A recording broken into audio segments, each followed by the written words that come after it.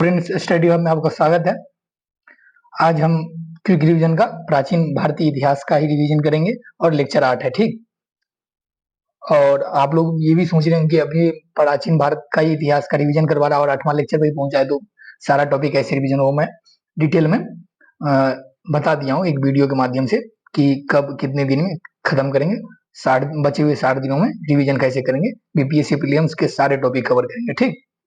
तो आप वो वीडियो देखिए तो आपको बिलीव हो जाएगा कि हाँ खत्म कर सकता है ये, क्योंकि मैंने कितने दिन में पेज तक भी लिखा हुआ है कि इतने पेज में मैंने डायग्राम बनाया हूँ और उस डायग्राम के माध्यम से आपको समझाऊंगा कि रिवीजन करवाऊंगा, क्योंकि आप लोग रेगुलर क्लास में समझे ही होंगे, ठीक।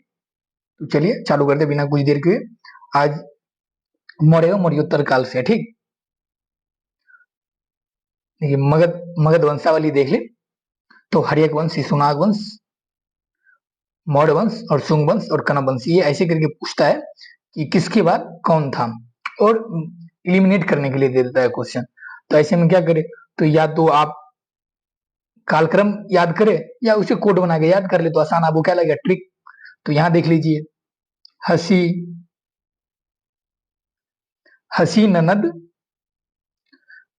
ननद मोए मोए, हसी ननद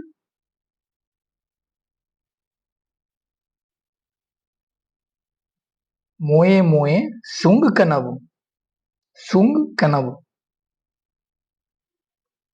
शुंग कनब, ठीक। तो ये हसी ननद मोए मोए, मोए मोए अभी चल भी रहा है, मोए मोए शुंग कनब, तो ऐसे करके आप याद रख सकते हैं, हसी ननद मोए मोए शुंग कनब।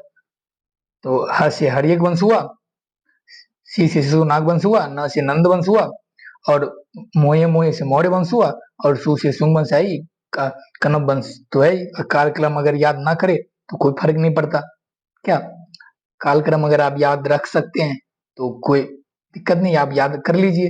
हर्यक वंश का कालक्रम देखिए तो 544 ईसा पूर्व से 412 ईसा पूर्व है, और शिशुनाग वंश 412 ईसा पूर्व से 344 ईसा पूर्व है, और नंद वंश का कालक्रम देखिए तो 344 से 322, और मौर्य वंश का 322 से 184, और शुंग वंश का 184 से 75, और कनब वंश का 75 से 30 ईसा पूर्व है, ठीक। देखिए मौर्य एवं मौर्योत्तर काल देखेंगे इसमें, तो मौर्य वंश के संस्थापक किसे माना जाता है, तो चंद्रगुप्त मौर्य को, और अंतिम शासक कौन थे, तो बृहदर्थ थे, ठीक। और ये देखिए ऐसे कालक्रम दिया हुआ है, पहले चंद्रगुप्त मौर्य वंश की स्थापना किया, बिंदुसार इसके बाद शासक बना, इसके बाद अशोक बना, इसके बाद दशरथ बना, संप्रीति बना, शालीसुक बना, देववर्मन बना, सत धनवन बना, और बृहदर्थ बना अंत, ठीक। तो ये सारे सबके सारे डिटेल आप लोग रेगुलर क्लास में पढ़े होंगे, तो जो जो इम्पोर्टेंट मुझे लगा कि मतलब काट के हटा लेना चाहिए वो मैंने हटा के स्लाइड के माध्यम से लेके आया हूं, ठीक। सिकंदर के साम्राज्य के पूर्वी भाग के शासक सेलुकस और चंद्रगुप्त मौर्य सेना के बीच 305 ईसा पूर्व में युद्ध हुआ था। तो सिकंदर और चंद्रगुप्त मौर्य के बीच कब युद्ध हुआ था, तो 305 ईसा पूर्व में, और उसके सिकंदर के राजदूत कौन थे, सेलुकस निकेटर, ठीक। इन दोनों के बीच हुआ था, याद रख सकते हैं। सेलुकस ने मेगास्थनीज को चंद्रगुप्त मौर्य के दरबार में भेजा था राजदूत के रूप में। तो किसने भेजा था मेगास्थनीज को, तो सेलुकस निकेटर ने, ठीक। और मेगास्थनीज ने क्या कौन सी ग्रंथ लिखी थी, तो इंडिका, जो मूल रूप से उपलब्ध नहीं है। अगर याद दे कि मूल रूप से उपलब्ध है, स्टेटमेंट सही है गलत होगा, मूल रूप से उपलब्ध नहीं है, ये पूछा जाता है, ऐसे स्टेटमेंट मैंने देखा है क्वेश्चन में। अब देखिए मेगास्थनीज के अनुसार देखिए तो मेगास्थनीज के अनुसार देखिए तो मौर्य सम्राट का नाम क्या था, तो सैंडोकोटस। क्या नाम था, सैंडोकोटस। और मौर्य साम्राज्य की राजधानी कहां थी, मेगास्थनीज के अनुसार देखे तो पोलिब्रोथा, ठीक। सोना निकालने वाली चीटियों का जिक्र किया गया है, चीटियों, चुट्टी। दास प्रथा की व्यवस्था नहीं थी, कुछ कुछ बातें उसकी गलत भी निकली, जैसे दास प्रथा प्रचलित नहीं थी प्रचलित, ठीक। लेखन कला का अभाव था, ये उस मेगास्थनीज के अनुसार अपने मेगास्थनीज में कहा था, जो इसकी प्रवृत्ति पुस्तकों में देखा जा सकता है। भारत में अकाल नहीं पड़ता था, ये भी गलत है, क्योंकि चंद्रगुप्त मौर्य के समय अकाल पड़ा था। मेगास्थनीज के अनुसार देखें तो भारत में 7 प्रकार की जातियां थी: दार्शनिक, कृषक, पशुपालक, कारीगर, योद्धा, निरीक्षक, सभासद। जो कि ये शिल्प है, शिल्पकार है, लेकिन उनके अनुसार अगर देखें तो 7 प्रकार की जातियों में विभक्त किया था। ठीक, चंद्रगुप्त मौर्य का प्रधानमंत्री तथा प्रधान पुरोहित कौन था? तो कौटिल्य था, जिसे विष्णुगुप्त या चाणक्य कहते हैं। धनानंद ने जब अपमानित किया पुरोहित कौटिल्य चाणक्य को, तो उसने वही शपथ लिया कि मैं जट्टा तब तक नहीं बांधूंगा जब तक इसे उसके पद से हटा न दूं, धनानंद के बारे में। तो अपना चेला चंद्रगुप्त मौर्य को तैयार किया और उसी के द्वारा ही हत्या करवाया गया उसका, धनानंद को। ठीक, तो उसके प्रसिद्ध ग्रंथ देखें तो अर्थशास्त्र, लेकिन ये अर्थशास्त्र से संबंधित है, किससे? तो राजशासन, राजनीति से संबंधित है, ये ध्यान रखें। ठीक, अर्थशास्त्र में राज्य को के शासन हेतु कितने सिद्धांत का जिक्र किया गया? अर्थशास्त्र में तो सप्तांग सिद्धांत, ये भी ध्यान रखें, किसमें जिक्र किया है? तो अर्थशास्त्र में। अर्थशास्त्र किसके द्वारा लिखा है? तो मेगास्थनीज के द्वारा। मेगास्थनीज के अर्थशास्त्र किससे संबंधित है? तो राजनीति से, न कि अर्थ से।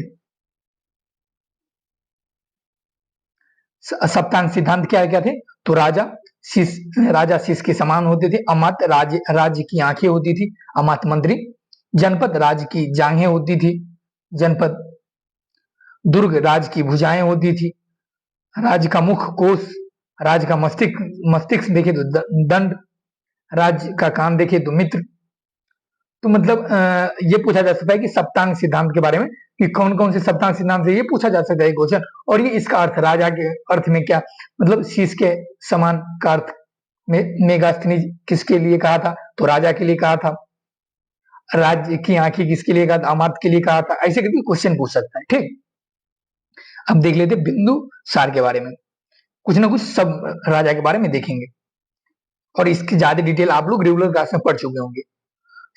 बिंदुसार ने सीरिया के शासक एंटियोकस से 3 वस्तुएं मांगे थे। किसने मांगा था? बिंदुसार ने। किस शासक से मांगा था? तो सीरिया के शासक एंटियोकस से। ठीक, पहला देखें तो मीठी मदिरा, शराब, सूखी अंजीर और एक दार्शनिक की मांगी थी। ठीक, तो ये 3 चीज किसने मांगी थी? बिंदुसार। ये भी, और कौन कौन सी चीज मांगी थी ये भी ध्यान रखिए, ये भी क्वेश्चन पूछा जाता है। आप मॉक टेस्ट लगा रहे होंगे तो उसमें देख भी रहे होंगे। और अशोक के बारे में, अशोक की माता का नाम देखें तो सुभद्रांगी, सुभद्रांगी। पिता का नाम देखें तो बिंदुसार। और प्रचलित नाम देखें अशोका, तो देवा नाम प्रियदर्शी या प्रियदर्शी। राज्याभिषेक देखें 269 ईसा पूर्व में, राज्यारोहण के 4 वर्ष बाद हुआ था इसका राज्याभिषेक। ठीक, शासन प्रशासन चला, लेकिन राज्याभिषेक नहीं हुआ था, वो हुआ था 4 साल बाद, मतलब 469 में हुआ था। तो इसमें से देखें तो 265 से शासन संभाल लिया था। अभिलेख की भाषा क्या थी? तो प्राकृत थी। लिपि क्या थी? तो ब्रह्मी, खरोष्ठी, अरमाई और यूनानी। तो 4 लिपियां प्रचलित थी। अशोक का नाम देखें कहां कहां से मिलता है? तो मास्की, गुर्जरा, नेतुर से प्राप्त होता है। ठीक, अब अशोक के अभिलेखों के विभाजन के बारे में देखें तो शिलालेख, स्तंभलेख, गुहालेख। तो शिलालेख देखिए तो 2 भाग में विभक्त था, दीर्घ शिलालेख, शुभ शिलालेख। ठीक, तो ये पूछा जा सकता है कि दीर्घ शिलालेखों की कुल संख्या, फैक्चुअल दीर्घ शिलालेखों की संख्या कुल कितनी थी? कुल 14 थी, लेकिन प्राप्त कितनी हुई है? तो 10 ही, ये भी ध्यान रखें। स्तंभ लेख देखे तो कहां कहां से मिला? तो लौरिया से अराज का लेख मिला। दूसरा देखे तो लौरिया नंदगढ़ से मिला है। तीसरा देखे तो रामपुरवा से मिला है। चौथा देखे दिल्ली टोपरा। और पांचवा देखे तो दिल्ली मेरठ। और छठा देखे तो प्रयाग। और सातवां देखे तो संकिसा। ये स्तंभ लेख प्राप्त हुए हैं। गुहा लेख भी मिले हैं,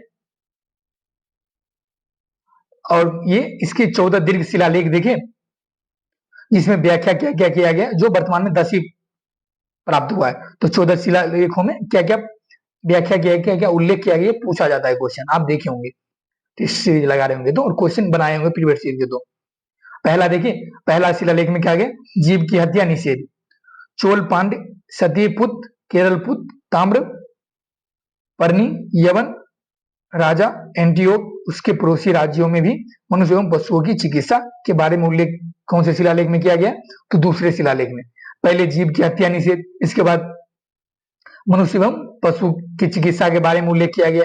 तीसरा देखें तो युक्त रज्जुक प्रादेशिक नामक 3 नए अधिकारियों की नियुक्ति।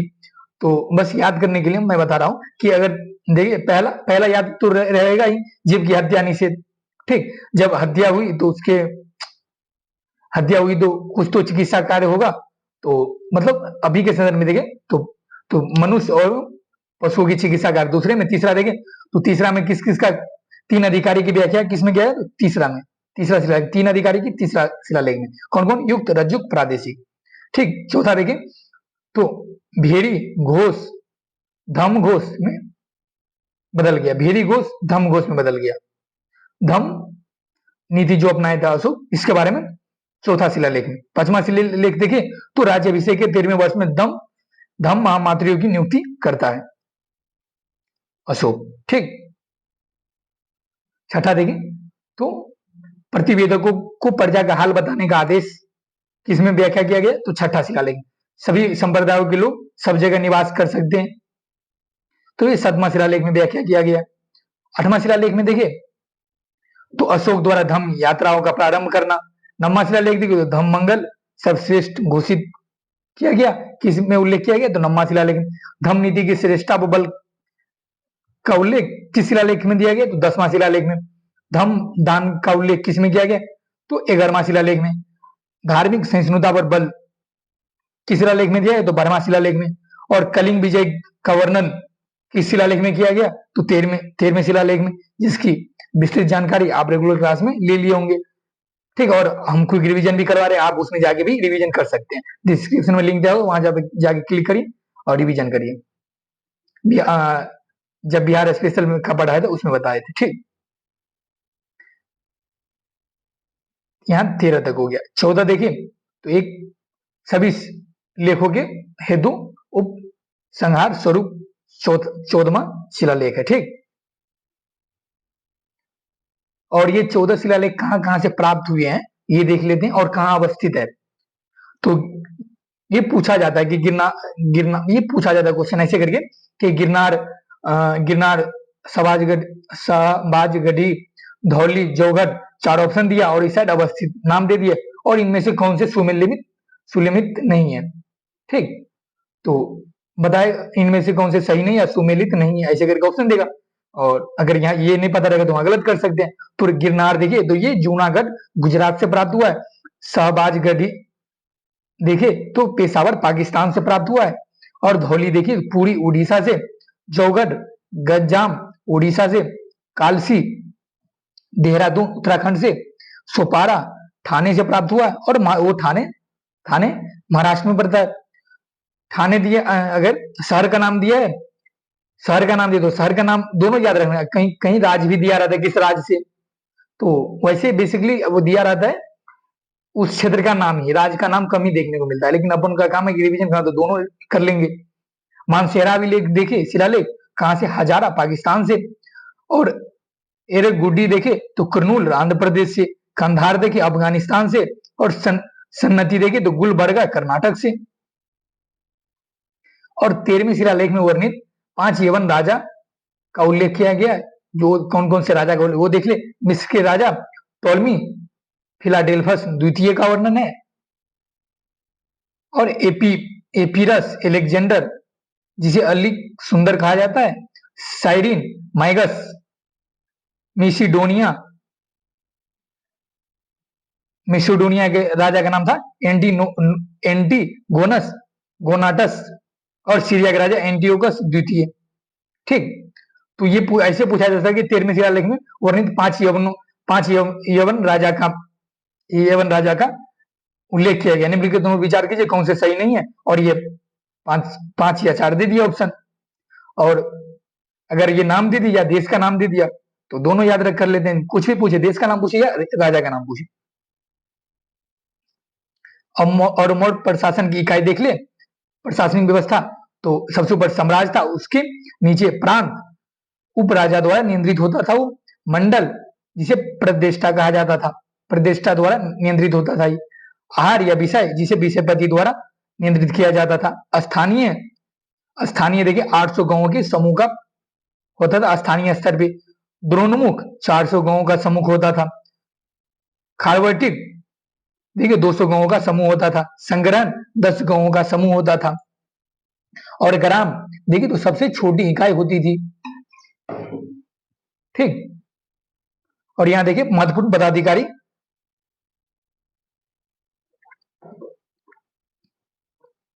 का उल्लेख किया गया है, जिसमें कुप्याध्यक्ष कि कौन से विभाग के थे, तो वन विभाग के अध्यक्ष, ठीक। सीता अध्यक्ष कृषि विभाग के अध्यक्ष। विविधता अध्यक्ष देखे तो चारागाहों एवं पशुओं का अध्यक्ष होता था। आपको ये बताने की अब जरूरत ना पड़ेगी कि ऐसे क्वेश्चन पूछा जाता है, क्योंकि आप मॉक टेस्ट बनाएंगे, टेस्ट सीरीज जितने बना ली होंगी, अब अंतिम समय में आ गए हैं, तो आपको लग रहा होगा कि पूछा जाता है कि कूपाध्यक्ष किससे संबंधित है, और 4 ऑप्शन दे दिया और उसमें से आपको चुना एक वन विभाग का अध्यक्ष होता था, ठीक। सूनाध्यक्ष देखे तो बूचर खाने का अध्यक्ष होता था वो। पन्याध्यक्ष देखे तो वाणिज्य विभाग का अध्यक्ष होता था। पुतवा अध्यक्ष देखे तो माप तौल विभाग का अध्यक्ष होता था। लक्षणाध्यक्ष देखे तो टकसाल का अध्यक्ष होता था। और काराध्यक्ष देखे तो खान विभाग का अध्यक्ष होता था।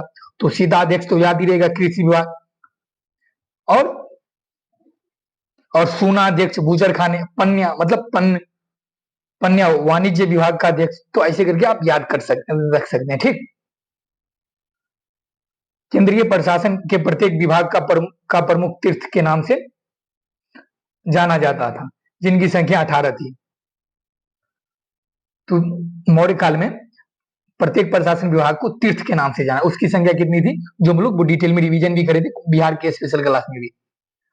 तो 18 तीर्थों की संख्या पूछा जाता है, तीर्थों की संख्या कितनी, तो 18।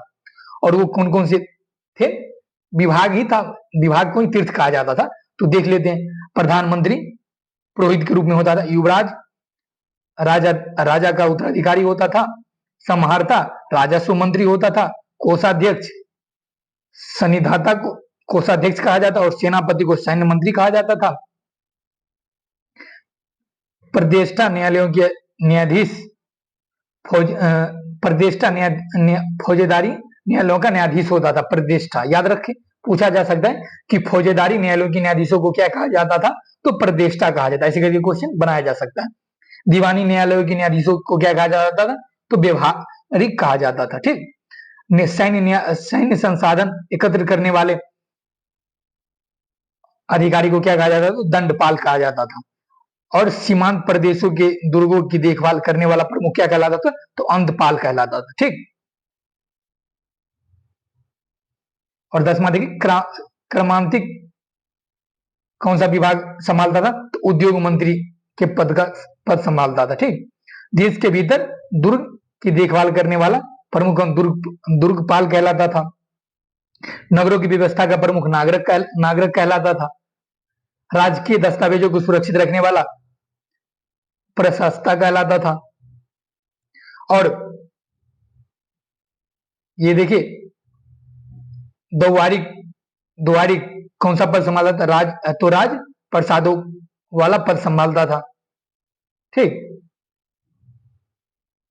ये देख ले 15वां देख ले, तो अंतवर्षिक कौन सा पद संभालता था, तो ये राजा की निजी अंगरक्षक सेना के प्रमुख के रूप में कार्यभार संभालता था। और वन विभाग का प्रमुख क्या कहलाता, तो आठवीं कहलाता था। वो किसी तरह क्वेश्चन पूछे, अपना काम था रिवीजन कर दिया, आप याद रख सकते हैं ऐसे करके। मंत्री परिषद का प्रमुख कौन होता था, तो मंत्री परिषदाध्यक्ष कहलाता था। ये दोसानी हुआ। सेना का अध्यक्ष सेना का संचालन करता कहलाता, तो नायक कहलाता था, ठीक। तो ये देखिए एक स्लाइड में आप अगर देखे रहेंगे ना, तो याद रहेगा, मतलब रिकॉल करने में आसानी होगी। प्रमुख कर देखे तो गांव पर लगने वाला कर क्या कहलाता था, तो पिंड कर कहलाता था। भूमि पर कर लगने वाला क्या कहलाता था, भाग कहलाता था। धार्मिक कर क्या कहलाता था, तो बलि कहलाता था। आपातकालीन कर क्या कहलाता, तो परनय कहलाता था। और ये देखिए नगद कर क्या कहलाता था, तो हिरण्य नगद कर कहलाता था। बेगार क्या कहलाता? तो बिष्टी कहलाता था। बेगार मतलब बिना पैसे दिए, मतलब बिना मजदूरी दिए हुए काम करवा लेना, बेगार उसे कहते हैं। ठीक। सिंचाई कर, देखिए तो वो क्या कहलाता? उदयक कहलाता था। और सैनिकों का शुल्क क्या कहलाता? गुल्मदेय कहलाता था।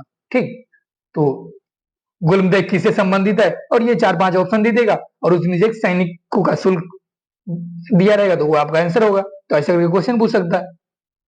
गुजरात के गिरनार में स्थित सुदर्शन झील के निर्माण और मरम्मत से संबंधित प्रांतिपति व शासक के बारे में ये बहुत बार क्वेश्चन पूछा जाता है, इसीलिए हम एक स्लाइड के माध्यम से आप लोग के सामने रखे हैं। ठीक।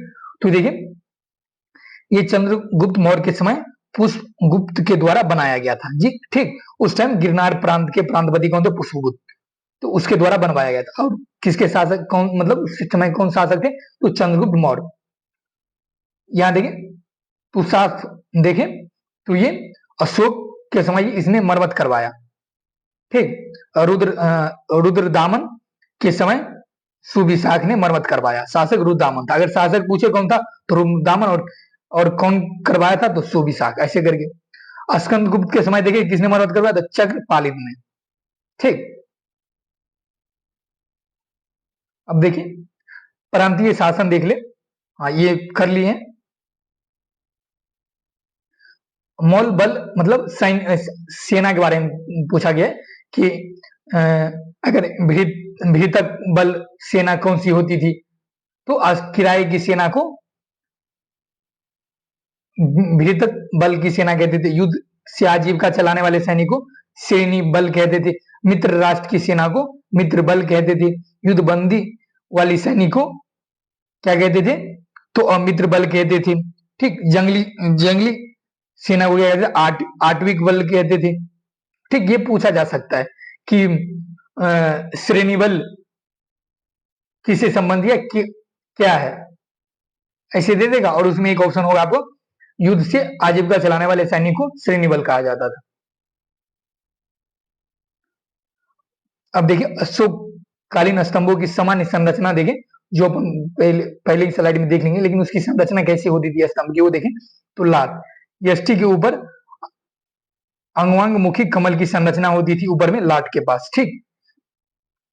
ये देखिए चौकी चौकी लाट के ऊपर वृत्ताकार एवं आयताकार आधार। चौकी के ऊपर ये लाट होता था, ये आयताकार जैसे बना, उसके ऊपर ये लाट बना। ठीक।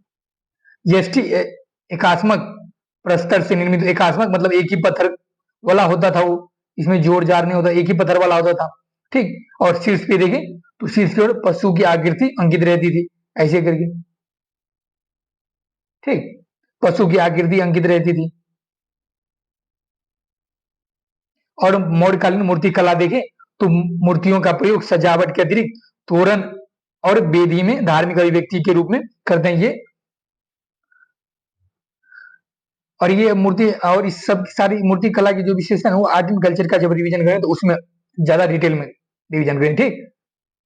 यहाँ देखिए अति मानवीय महाकाय स्वरूप में खुले आकाश के नीचे मूर्तियों की स्थापना करना इसकी विशेषता होती थी मौर्यकालीन मूर्ति कला की।